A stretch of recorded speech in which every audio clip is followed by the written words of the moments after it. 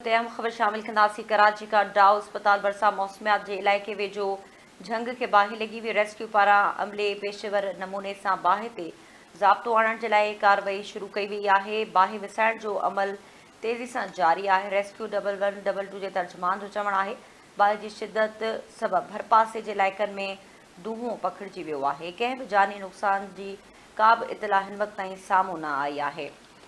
नाज़रीन, कराची में डाउ अस्पताल भरिसां मौसमियात जे इलाइक़े वेझो झंग खे बाहि लॻी हुई। रेस्क्यू अमले पारां पेशेवर नमूने सां बाहि ते ज़ाब्तो आणण जे लाइ कार्रवाई शुरू कई वई आहे। बाहि विसाइण जो अमल तेज़ी सां जारी आहे।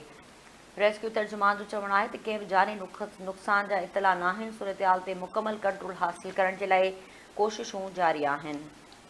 नाज़रीन, हिकु भेरो ॿीहर ज़िक्र कंदासीं। कराची में डाउ अस्पताल भरिसां मौसमियात जे इलाइक़े वेझो झंग खे बाहि लॻी वई आहे। रेस्क्यू अमले पेशेवर नमूने सां बाहि ते ज़ाब्तो आणण जे लाइ कार्रवाई शुरू करे छॾी आहे। बाहि विसाइण जो अमल हिन वक़्तु तेज़ी सां जारी आहे। रेस्क्यू तर्जुमान जो चवणु आहे त कंहिं बि जानी नुक़सान जा इतला न आहिनि। सूरतहाल ते मुकमल कंट्रोल हासिल करण जे लाइ कोशिशूं जारी आहिनि।